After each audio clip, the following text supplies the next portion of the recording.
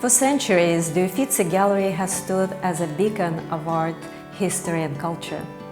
The famous Florentine Art Museum houses some of the most important examples of early Renaissance art, works by Michelangelo Buonarroti, Sandro Botticelli, Leonardo da Vinci, Raphael Sanzio, Michelangelo de Merisi, also known as Caravaggio, Tiziano, and so many more. But behind the scenes, there is a group of passionate supporters committed to preserving this wonderful art institution for future generations. The organization Amici degli Uffizi began in the wake of the tragic events of 1993 when a bomb set up by Sicilian mafia exploded near the Uffizi.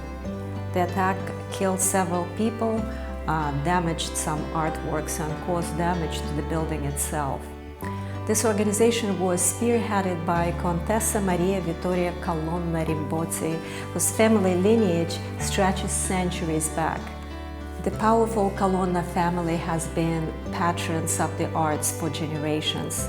By the way, I made a video a few months ago about Caravaggio 2025 exhibition at the Palazzo Barberini in Rome, which mentions Costanza Colonna.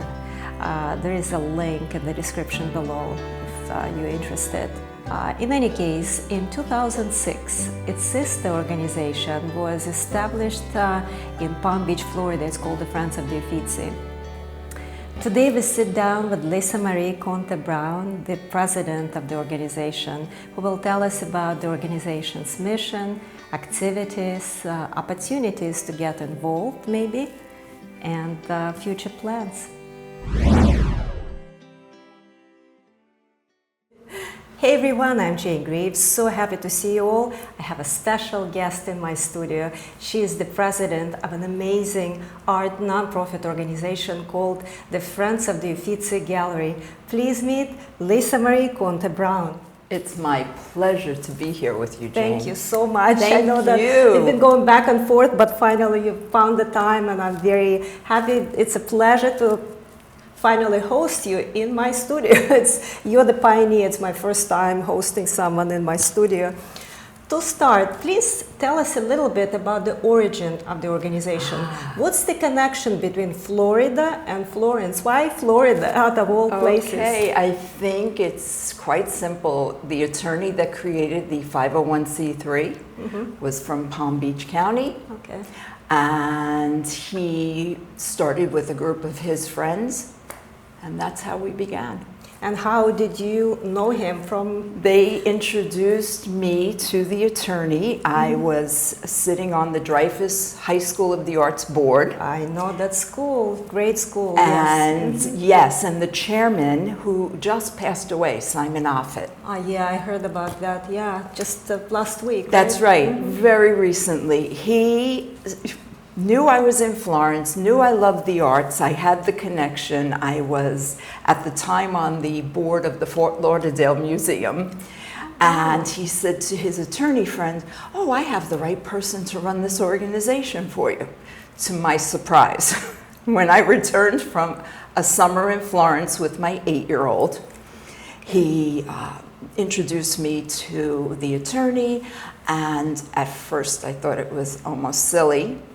But as you can see, we gathered a great group of people, mostly volunteers, and created something that is not a museum friends group, because museum friends groups look for thousands of people. They want as many people as possible. This is a membership organization. This is a membership organization, and we start at a higher level membership, and all of our proceeds go to restoration, education, preservation of the gallery itself. Right. And what's your connection with Italy? You mentioned that you were in Florence. Are you of Italian heritage? I am. I'm Tell an us Italian American. Okay. My one paternal grandfather was born in Naples. Okay. In Benevento. My other 3 grandparents were born here, but they were all of Italian descent. So I have that love of all things Italian. I still serve 7 fish on Christmas Eve, Okay. and keep a lot of Italian in my daily routine. And how did you start your art journey? What brought you to Florence? Goodness gracious. At a very young age, my parents always took us traveling. Any artists in your family? No artists. Okay. All historians and engineers. I see. My journey to Florence was with my mom, and she reminded me all these years later when this came up. She said, "Don't you remember saying as a young girl, I feel like I belong here?" Oh, okay. So her repeating that when I had this opportunity just brought it all full circle for me. And I also read somewhere in one of your interviews that you took some classes in Florence. Is it right? Yes, I did. Yes, Even I left your did. son with your mom, right? Yeah. It's good Oh to have my gosh, Italian you knowledge. Do my homework. You did your homework. I had a big life change. And What did you do before? what did I do before? My undergrad is in developmental psychology. Okay. So everything my whole life was going towards the science and my degrees. And during a master's program, art therapy was introduced to me. Okay. And that got me involved with museums, and I never turned back.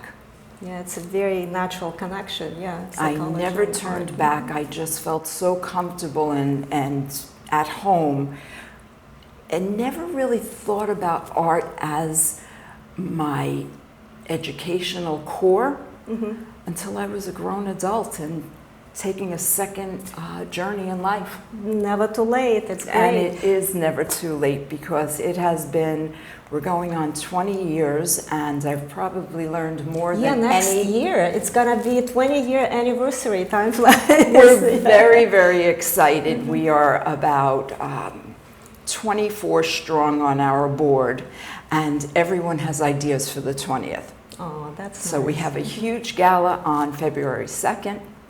We have a wonderful, Northern Trust supports us since the beginning, and we have a wonderful luncheon in North Palm Beach. We have cocktail parties that our members throw. That's actually would be my next question. How do you approach fundraising? What activities, what events do you offer? Great point.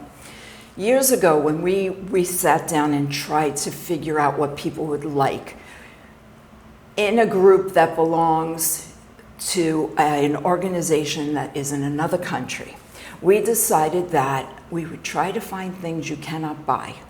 So everything we do with our group when we go every other year to it's biennial Florence, events, we just did it in October, and we would have been on an even scale if there was no COVID, but it changed because our very first Florentine Tuscany cultural was, weekend was October of 2008. So this October of 2025, we had our 9th, and we go behind the scenes. We visit the Uffizi when it's closed. We go Wow. with the directors of the fantastic. museums. This trip, we went to the Duomo when it was closed in the evening, and then the Dream. lights go on, and I still get chilled. Oh yeah, I would have. So jealous. We dine with all of the beautiful aristocracy of Florence. Wanda Ferragamo was alive in 2008, and she hosted us. We've been hosted by Cristina Pucci, Rezia Corsini, Bona Frescobaldi. Let me ask you about Contessa Vittoria Rimbotti, Vittoria Colonna Rimbotti, yeah. yes. Maria Vittoria Colonna Rimbotti is the heart of our organization. Right. She spearheaded the Amici degli Uffizi. Yeah, the In original. 1993, Amici was created because there was a bomb that went off outside the Uffizi, and this group of aristocrats and business people in Florence wanted to correct the problem that happened and restore the art. And the museums are owned by the country. So in order for that to be a priority, it goes on a list. And this group of people got together and did all of the restorations out of their own pocketbooks. Right. And Maria Vittoria is part of that group. She was our president until last year. How did you meet her? You met her while you were in Florence, right, in school? Believe it or not, I met her there, and then she came here to see about this organization. And one of the things I asked when we were just trying to put it together, I said, would you come every year and tell anyone that has donated to us what we've done with their money and what you would like to happen next? And we, from day one, in the beginning, we had Antonio Natali as our director. And then when he retired, Ike Schmidt was our director for 8 years. And now we have Simone Verdi. The directors of the Uffizi are the force of where the restorations come from. They decide what we will do next. And Maria Vittoria made that promise, and she would come and we would have these parties, and everybody was thrilled to host her. So you asked me how we came up with a plan. Our plan was who would like to host and how many people can we invite? And from that, we gathered members and excitement and people that wanted to do restorations in their families' names. So I know that over the years, the Friends of the Uffizi Gallery has participated in restoration of many projects. Which one or which ones stand out to you personally? I already see this emotional reaction. Very favorite. Please tell us. Are 8 tapestries from Catherine de' Medici's court. Oh, wow. And they are her story.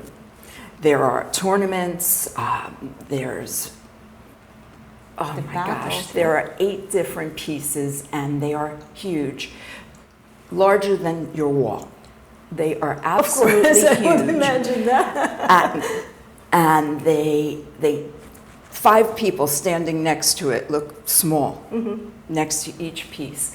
They tell the story of Catherine, and the reason they survived is because she gave them to Christina, her granddaughter, as a dowry.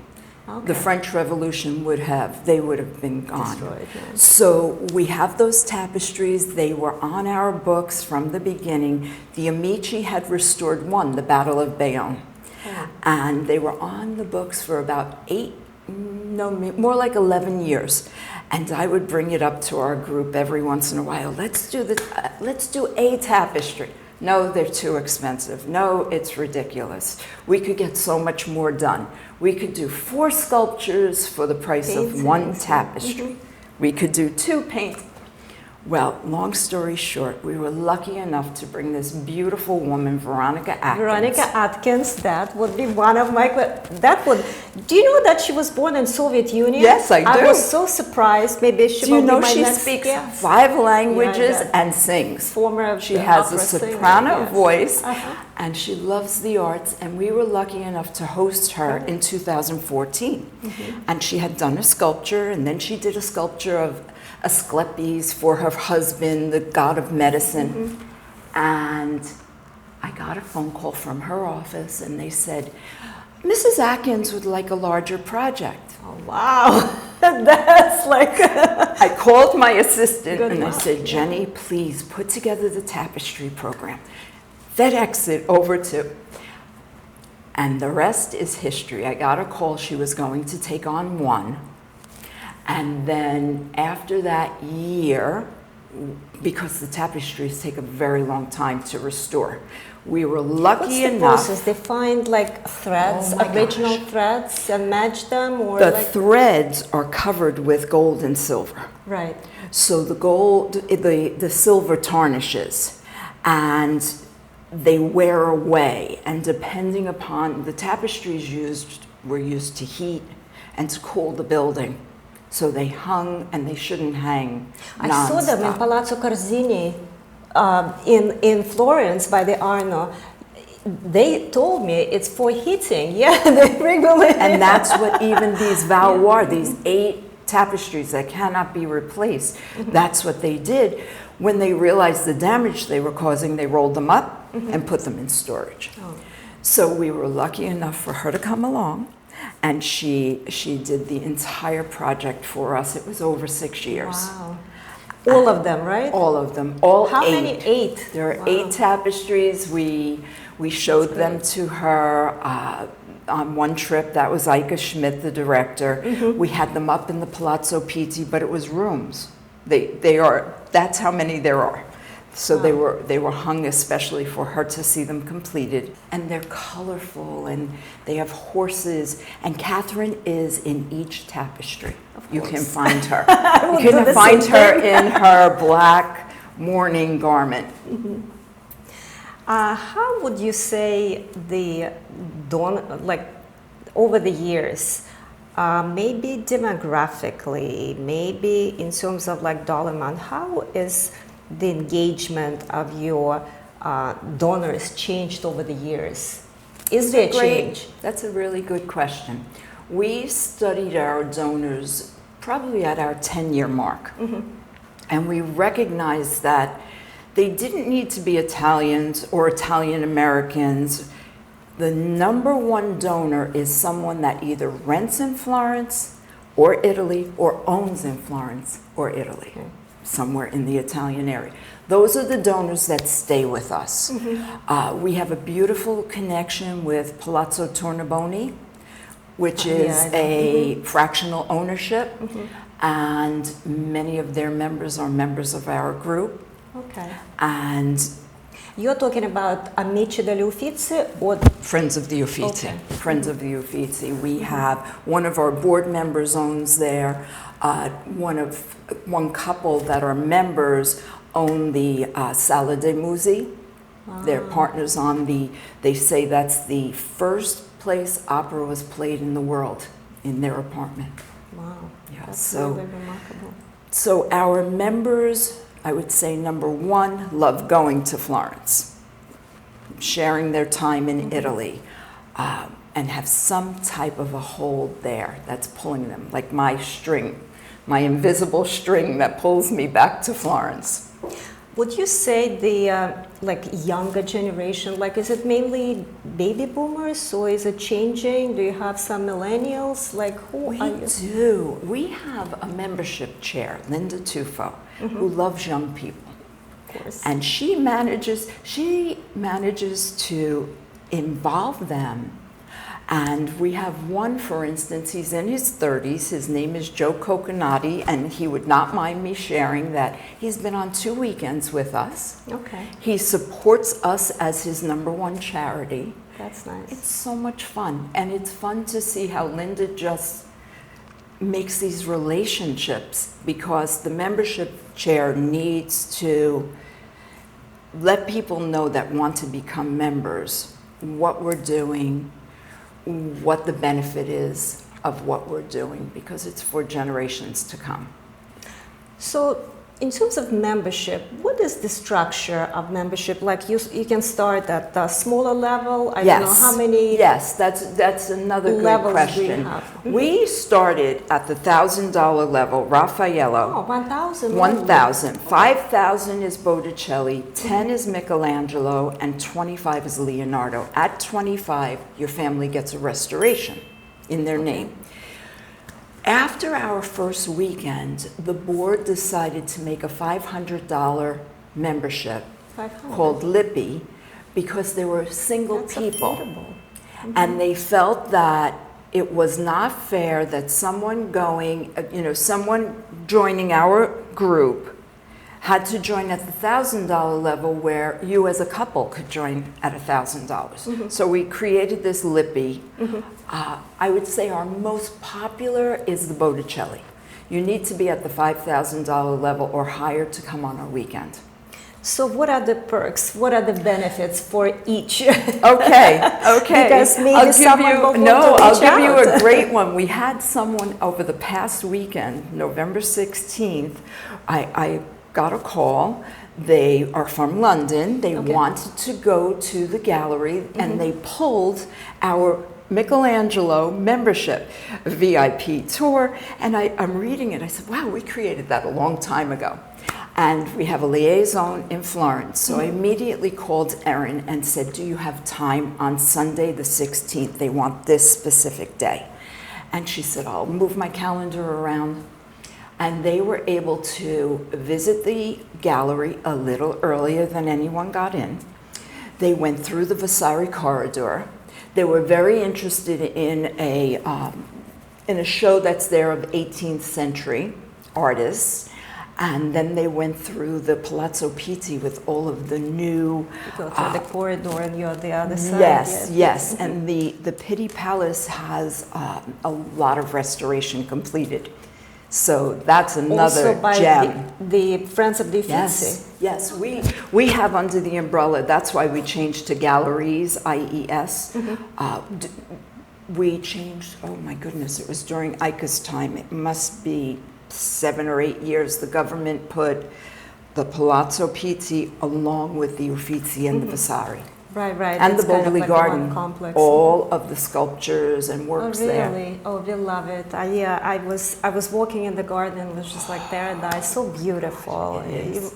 So let me ask you, if you're in Florence, what's you think one hidden gem that I'll share with everyone. I'll share with everyone because, look, our group is for a specific person. Not everyone has the funds to belong, but I don't know anyone that doesn't love Florence. So my little secret is go to the Western Excelsior. It's a hotel on the Arno. Okay. And you go upstairs to their bar, and The view. the view at night is 360. It is spectacular. It's almost as good as Piazza Michelangelo on the other side of the Arno, looking at Florence in the evening. Yeah, that's one. And then there's a church in that same square, because you have the Western Excelsior, you have the St. Regis, and the church that's in that square has Botticelli buried there. Oh wow, So you that's can go really in, remarkable. go over to the altar, make a right, go to the end, and on the right you can see where he's buried. I mean, The city is magical. I must agree. Love it. I agree. It's all beautiful, but let me ask you this. It may sound a little bit elitist, your membership, because you have people, philanthropists like Veronica, Atkins. There are a lot of young people, art lovers, who may be from underprivileged backgrounds. Like you probably know, well, you were on board of Dreyfus School, Correct. right? And how can are there any grants, are there any scholarships, programs that young people can get involved, maybe go and get maybe some kind of internship for summer? Okay. The Uffizi does not have internships of their own, but there are plenty of sponsored Florentine and Italian programs that go back and forth. There's an Italian studies program at FAU, and they go to Venice. What we do have within the Friends of the Uffizi. The Friends of the Uffizi, what we have is we have lectures at the Boca Museum 3 times a year. There's one coming up December 7th. Okay. Anyone that calls or writes us can go with the friends, gratis, young and old. I always invite the Dreyfus students. And that is a public high school. We try to educate and share. I've had many interns, young people, interns that like to write and add and share. And we try. I mean, it's a very interesting organization in the fact that the museum's owned by the government. So we're not making changes on our own. The decisions are made by the directors, the people that go in and do the restorations are vetted by the museum and the people there. What we have done as an organization and as a board is shared the Uffizi with many, many people that didn't know about it and didn't know the culture of Florence and how much is there. You don't need to be wealthy Millionaire, yeah. to enjoy the Uffizi Gallery. You can be a Amici student member, and don't quote me, folks, because I cannot remember. Okay. Years ago, in 2008, it was 40 euros for a year. The Amici degli Uffizi has a student membership just for that reason. If you're studying in Florence for a semester, you can use this card and go into the Boboli, the Palazzo Pitti, the Uffizi as much as you want. But you don't sponsor anyone directly from the United States? Not right now. Not yet. Not right? yet. I have I have my own scholarship through Dreyfus, and I sponsor kids, that's so nice. but not to the Uffizi.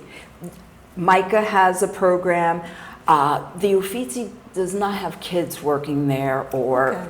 students. Well, I'm not talking about like young kids, but maybe like teenagers, It like would be 18, fabulous. 19. No, it's a because I know there are a lot of great idea. foundations in Italy which offer this Yes. summer, you know, Internships. Work. Yeah. Mhm. We even have it with the patrons of the Vatican. They have different sponsorships. Mm-hmm. But the Uffizi itself does not have young people working Yeah, there. I understand.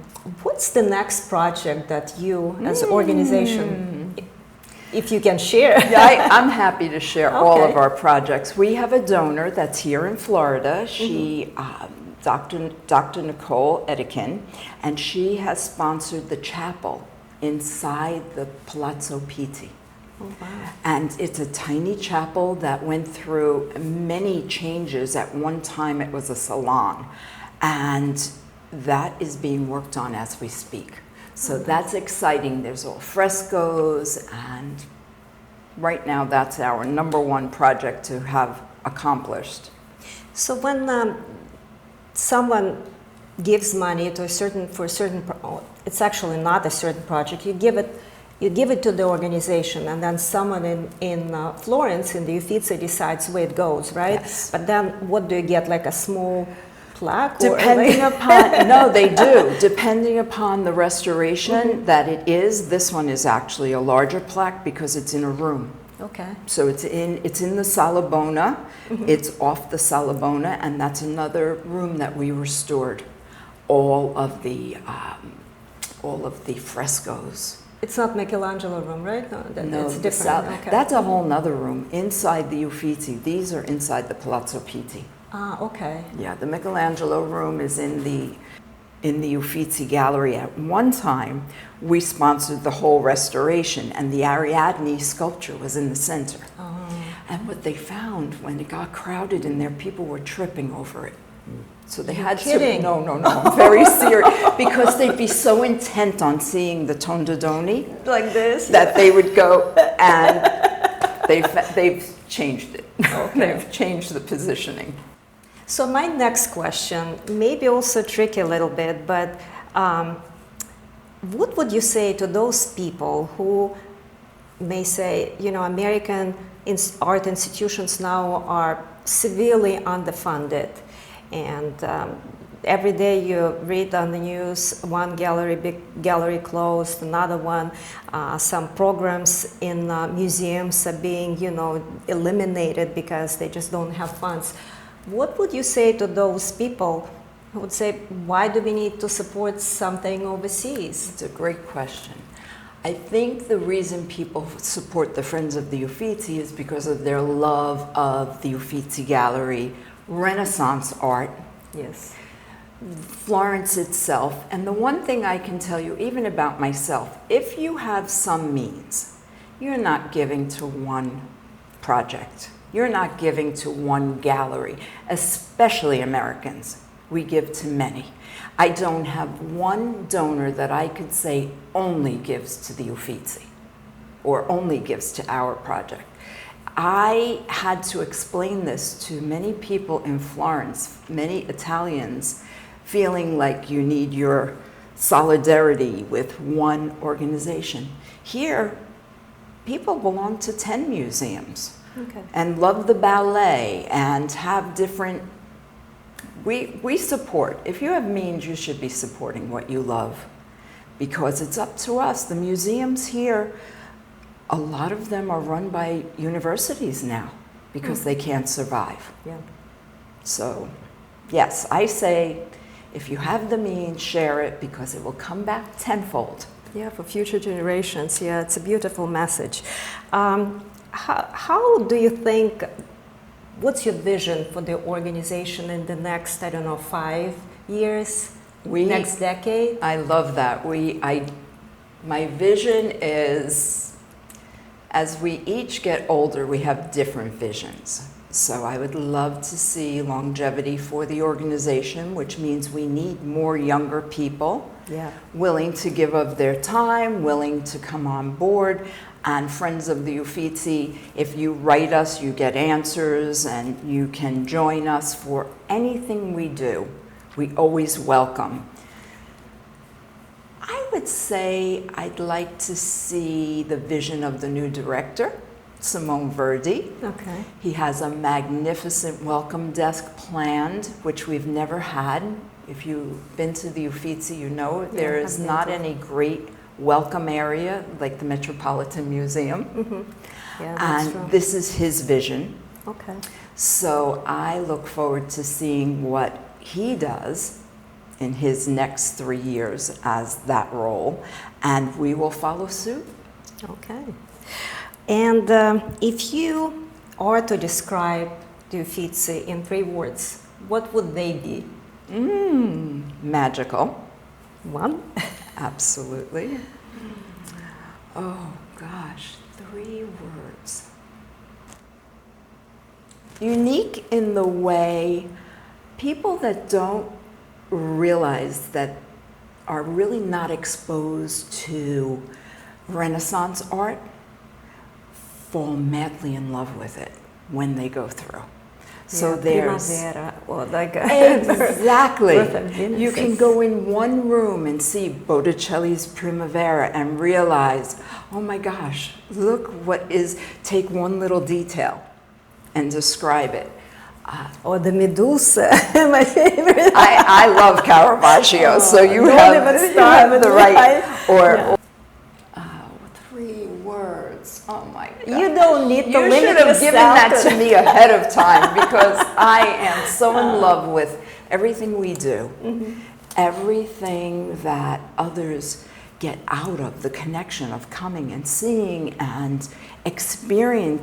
The experience when you're with our group is so different because it's more intimate, right? You have it on a different level. You can ask questions and get answers and be heard, and especially if it's a private tour, like there are no like masses of people. You have to like look through through people taking different selfies, and you cannot even see the art. That's I know. At the Louvre, I took a picture of the people looking at the Mona Lisa.